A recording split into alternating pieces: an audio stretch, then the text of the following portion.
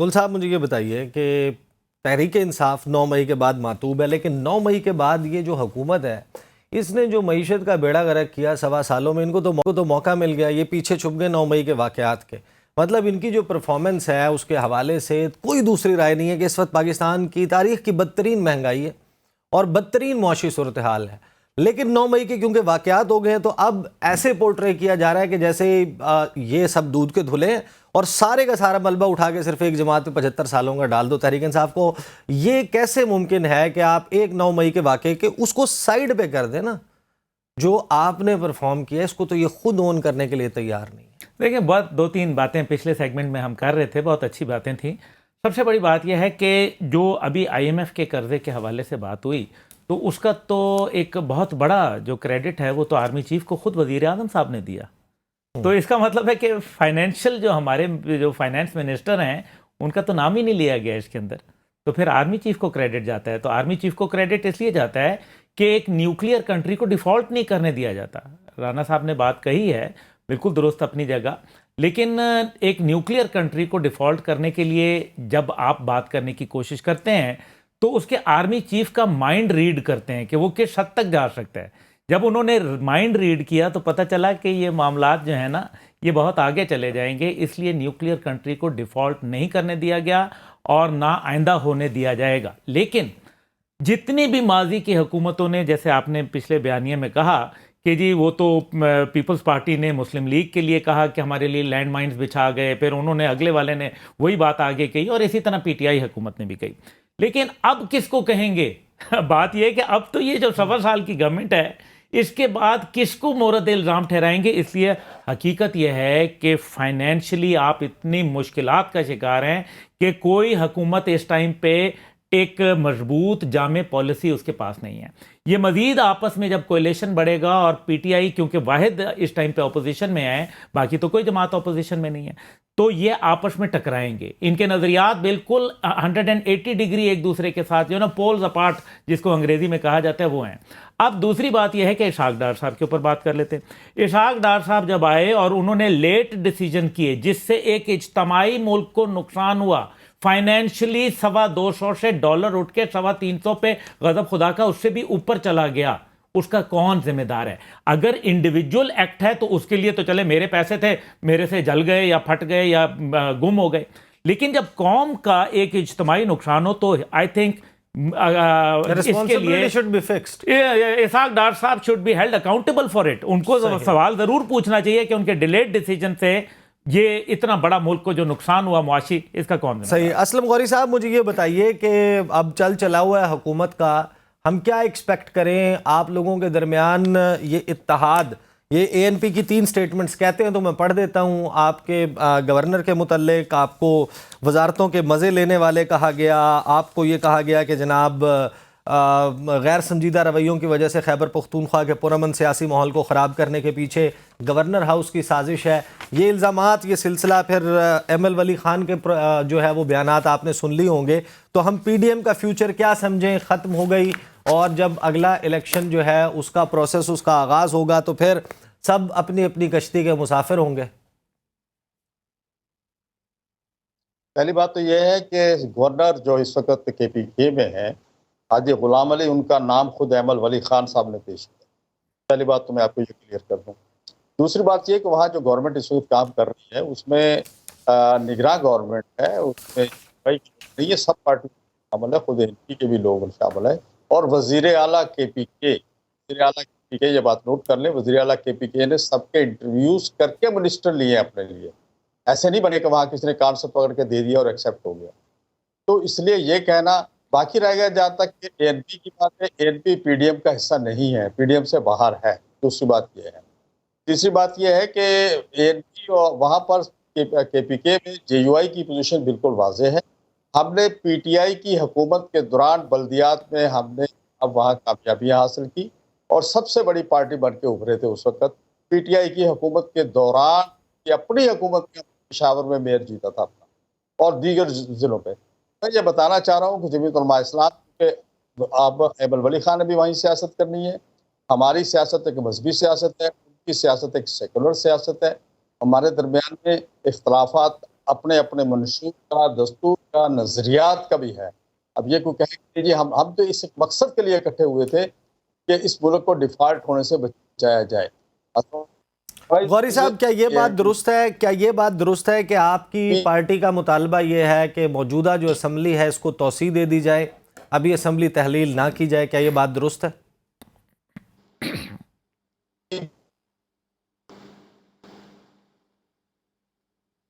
غوری صاحب کے ساتھ رابطہ جو ہے وہ بحال ہوتا ہے تو بات کرتے ہیں. رانا صاحب، جی غوری صاحب، آپ کو آواز آ رہی ہے؟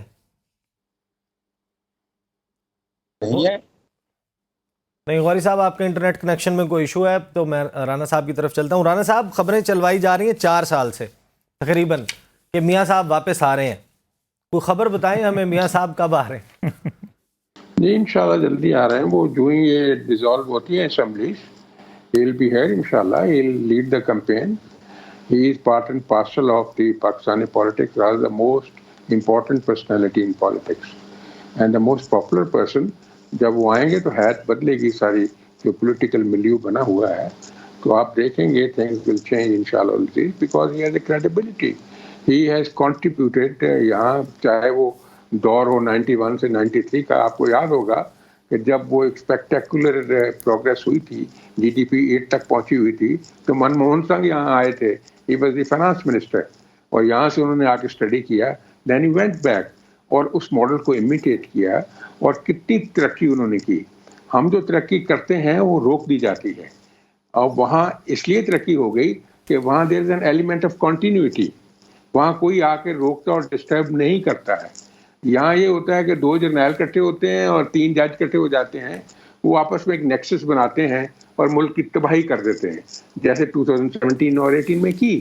اچھا والا ملک چل رہا تھا, تو کیا ضرورت تھی آپ کو یہ مینوفیکچر کرنے کی کیسز اور پھر پرائم منسٹر کو نکالنے کی, جو کہ کام کر رہے تھے. سی پیک پہ کام ہو رہا تھا, بجلی کے کارخانے لگ چکے تھے اور لگ رہے تھے, موٹر وے کے جال بچ رہے تھے, اوور آل ڈیولپمنٹ ہو رہی تھی.